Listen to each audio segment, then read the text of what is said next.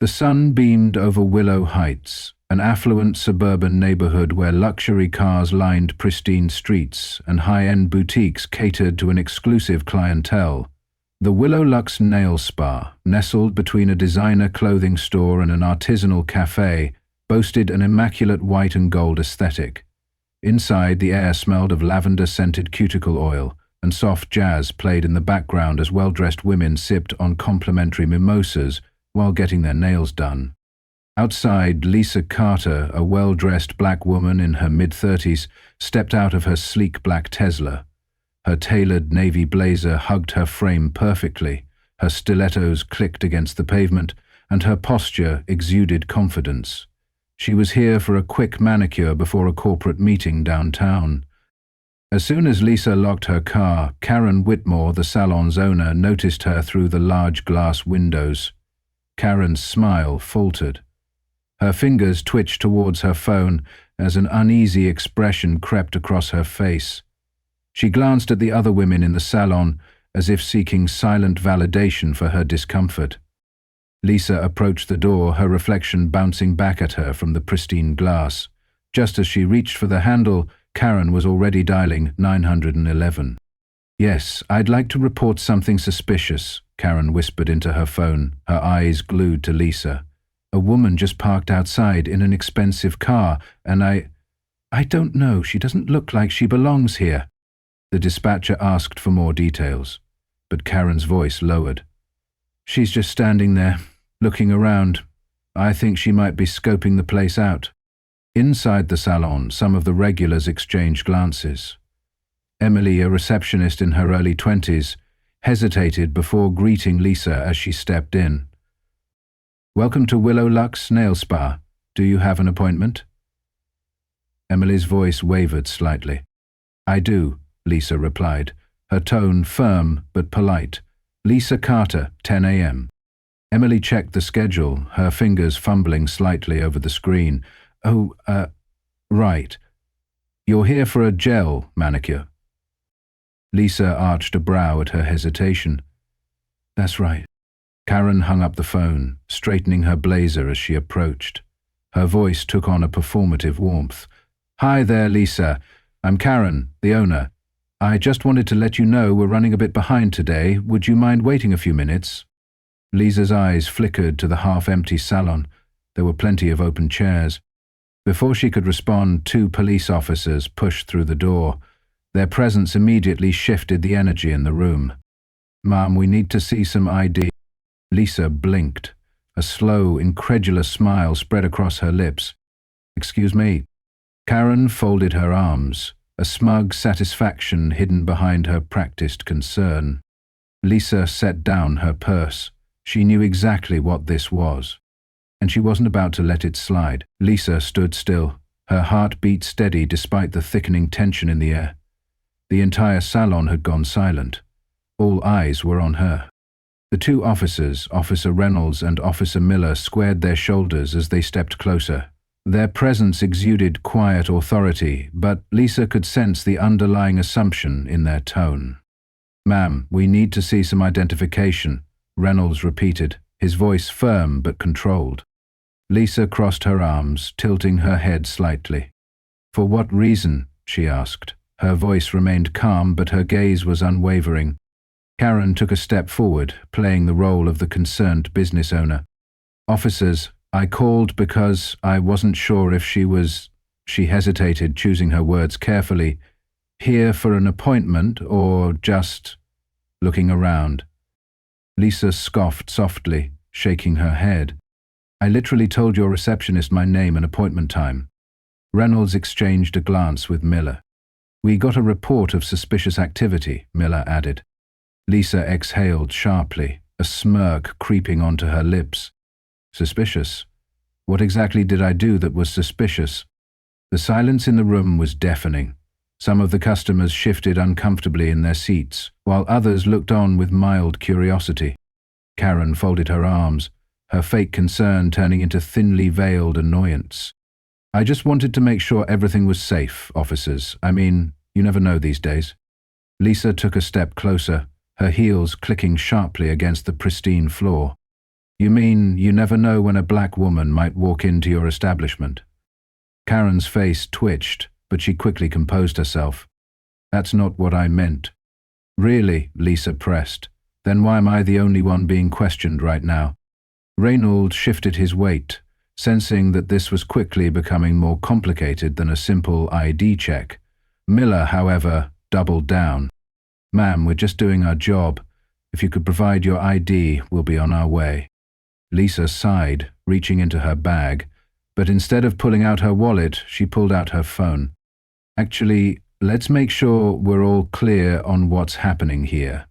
She tapped the record button. Miller's jaw tightened. Reynolds took a half step back. Karen's face paled slightly. Now, officers, Lisa continued, her voice carrying through the room. Am I being detained, or am I free to go? Miller clenched his jaw. Reynolds exhaled, then finally shook his head. You're free to go. Lisa smiled. Good, then I'll be taking my seat. She turned to Karen, who looked like she had swallowed something bitter. I assume my technician is ready. Karen hesitated, but knew she had no choice. Right this way, she muttered. Lisa walked past her, shoulders squared. This fight wasn't over. Not yet. Lisa walked toward the manicure station, her heels clicking against the pristine marble floor. The weight of the moment still lingered in the air, thick and suffocating. Every step felt like a statement. She sat down at an open station, placing her purse neatly on the counter. Across from her, Jessica, a nail technician in her early 30s, avoided eye contact as she fidgeted with the bottles of polish. Her fingers trembled slightly, but whether it was from nerves or guilt, Lisa couldn't tell. The salon was still eerily quiet, the usual chatter reduced to low murmurs. Lisa could feel the eyes on her, staring, judging, questioning. What color are we doing today? Jessica finally asked, forcing a tight smile. Lisa met her gaze, unflinching. Classic red.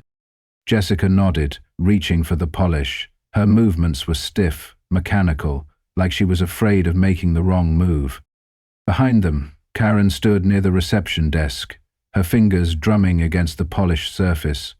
She wasn't looking at Lisa anymore, but Lisa could tell she was listening. Watching. Waiting for her to make a scene. She won't get that satisfaction. Just as Jessica began applying the base coat, a whisper carried across the room. I don't understand why she's still here. Lisa's jaw tightened. She made a scene and now she wants a manicure, another voice chimed in, quieter but laced with the same disdain. Lisa let out a slow breath, her eyes locking onto her reflection in the mirror across the room.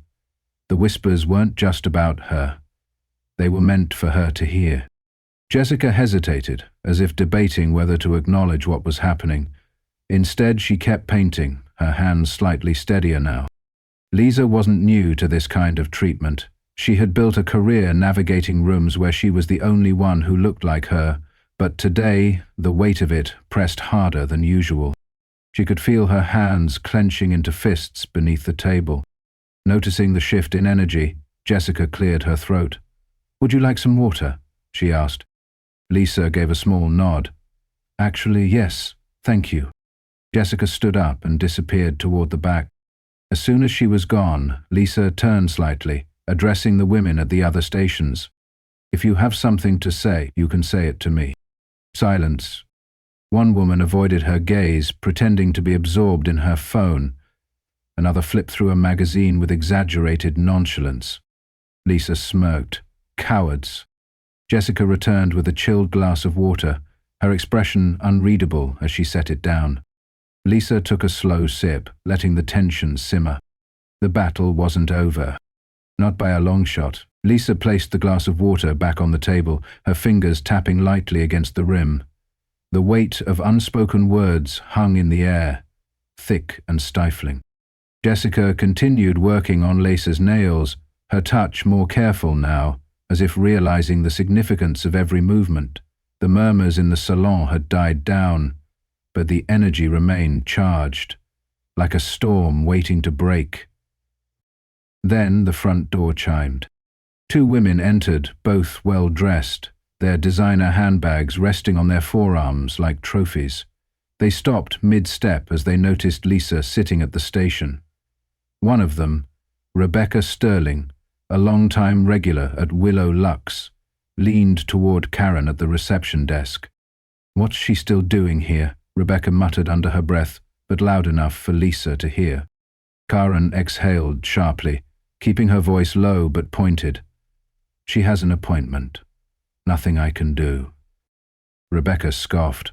"Unbelievable," she turned to the other woman. "You'd think people would know their place." Lisa inhaled slowly, counting to 3 before speaking. She didn't turn her head, but her voice was steady. "You must have me confused with someone who tolerates disrespect." The tension snapped like a rubber band. Rebecca straightened, caught off guard that Lisa had responded so directly. The other woman took a step back, unsure of what would happen next. Karen's jaw tightened. She had hoped Lisa would just sit quietly, endure it, leave. Jessica's hands froze mid-masher. Lisa turned slightly, making eye contact with Rebecca. "If you have a problem, feel free to take it somewhere else." Rebecca's nostrils flared, but before she could speak, Jessica suddenly set down her brush. "Excuse me, but I think that's enough." Jessica's voice, though soft, carried through the salon. Everyone turned to her. Rebecca blinked. "Excuse me?" Jessica straightened her shoulders. "Lisa is a paying customer. If you have an issue with her presence, that's your problem." The room fell into stunned silence. Even Karen's lips parted slightly, as if she couldn't believe what she had just heard. Lisa studied Jessica carefully, noting the slight tremble in her fingers. Speaking up came with risks. Rebecca let out a sharp laugh, shaking her head. "This place has gone downhill." She turned on her heel, storming toward the door. Karen hesitated for a fraction of a second before rushing to follow. Jessica exhaled, finally looking Lisa in the eye. "I should have said something earlier." Lisa gave her a knowing look. "But you said something." "Now." Jessica nodded, her grip on the nail brush steady this time. The storm had passed, but the sky was still dark. This wasn't over. The door swung shut behind Rebecca and Karen, but the weight of their presence still lingered. Lisa exhaled slowly, steadying herself as Jessica resumed painting her nails. The tension had shifted, less hostile, but still charged. Across the room, customers exchanged glances, some whispering behind cupped hands. Lisa knew exactly what they were thinking. She wasn't supposed to fight back. She wasn't supposed to challenge the status quo. But she did. Jessica cleared her throat, attempting to break the silence. "So, any big plans after this?" she asked, her voice softer now, no longer mechanical. Lisa gave her a knowing smile. "Just a meeting. Business as usual." Jessica nodded but hesitated before speaking again. I wanted to say, I'm sorry. About earlier. I should have spoken up sooner." Lisa studied her, then simply said, "But you did."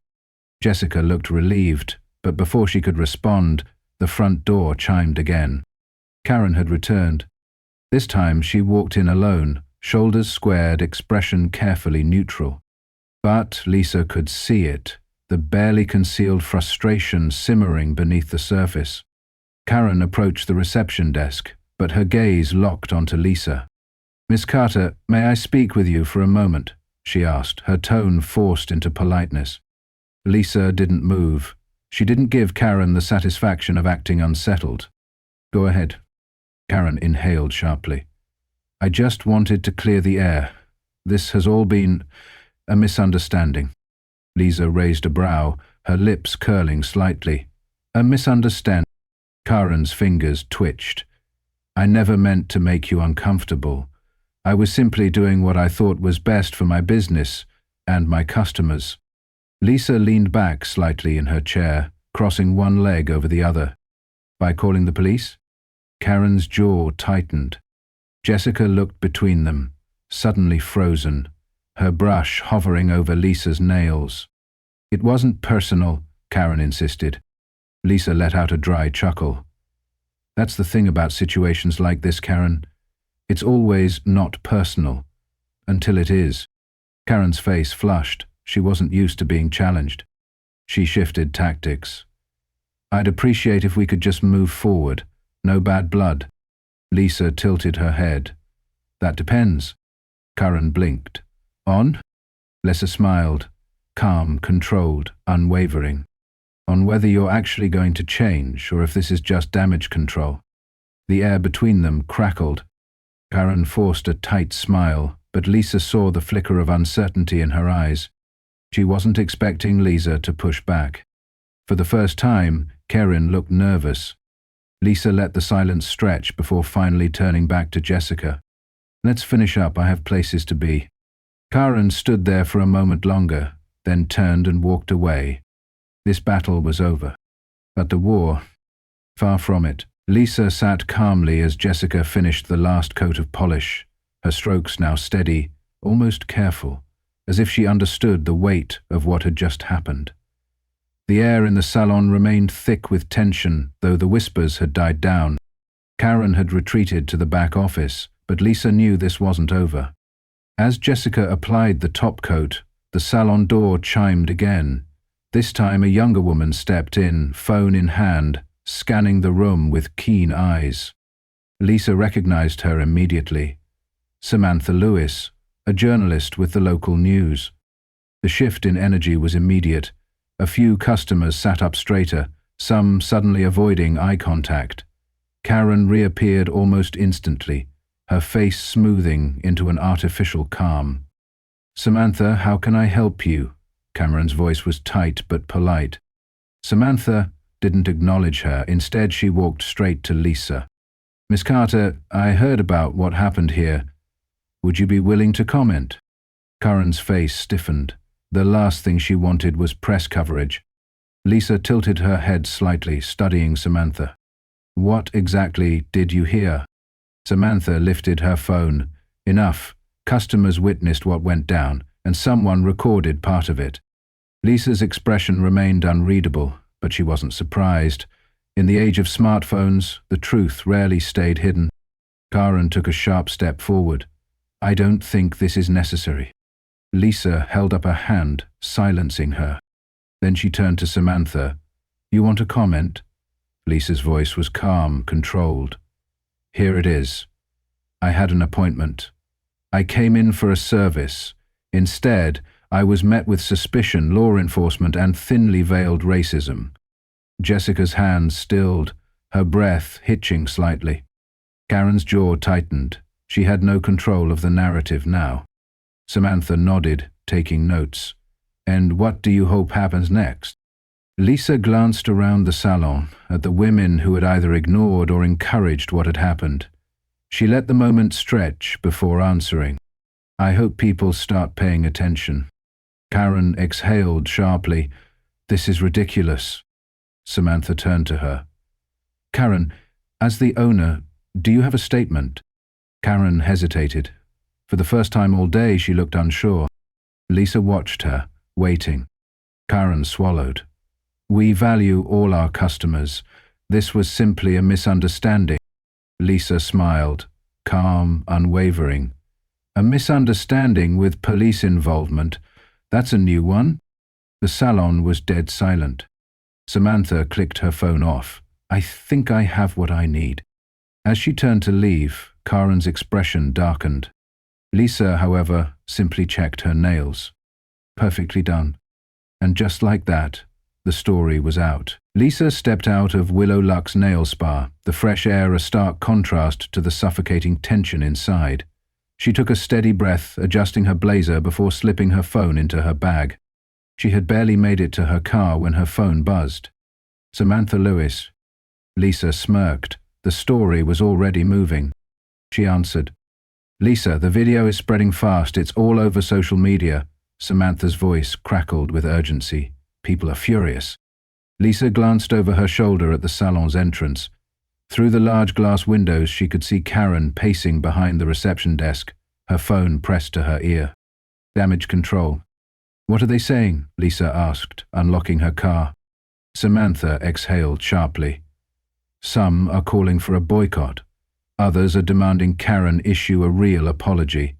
And some, she hesitated, are exposing similar stories from other black women who've been treated the same way at that salon. Lisa clenched her jaw. Of course. This wasn't an isolated incident. It never was. Before Lisa could respond, another notification flashed across her screen. An email from Karen Whitmore. Subject: a formal apology and invitation. Lisa's brows lifted slightly. That was fast. She tapped the message open. Lisa, I want to personally apologize for what happened today. It was never my intention to make you feel unwelcome. I take full responsibility and would love the opportunity to meet with you to discuss how I can do better. Please, let me know if you'd be open to a conversation. Lisa let out a slow, measured breath, a calculated move. She glanced back at the salon one last time, then climbed into her car. Samantha, she said into the phone, get ready to follow up. This isn't over yet. And with that she pulled away, leaving Willow Luck's nail spa and its reckoning behind her. This story isn't just about one incident. It's about a much larger problem. Implicit bias, racial profiling, and systemic discrimination don't always come in the form of outright hate. Sometimes they show up in subtle ways, like being questioned when others aren't, being treated as a suspect instead of a customer, or being made to feel unwelcome in spaces where you belong just as much as anyone else. Lisa didn't just stand up for herself. She stood up for every person who has ever been made to feel out of place because of who they are. The power of her response wasn't just in her words, but in her refusal to shrink under pressure. She demanded accountability, and because of that, the truth came to light. But this isn't just Lisa's fight. It's on all of us to pay attention, to challenge unfair treatment when we see it, and to make sure these moments don't get brushed aside. Change happens when people refuse to stay silent. Now, I want to hear from you. Have you ever experienced or witnessed something like this? How did you handle it? Drop your thoughts in the comments below. I read every single one. If you found this story powerful, hit that like button, subscribe for more content like this, and don't forget to turn on notifications so you never miss an upload. Together we can keep these conversations going.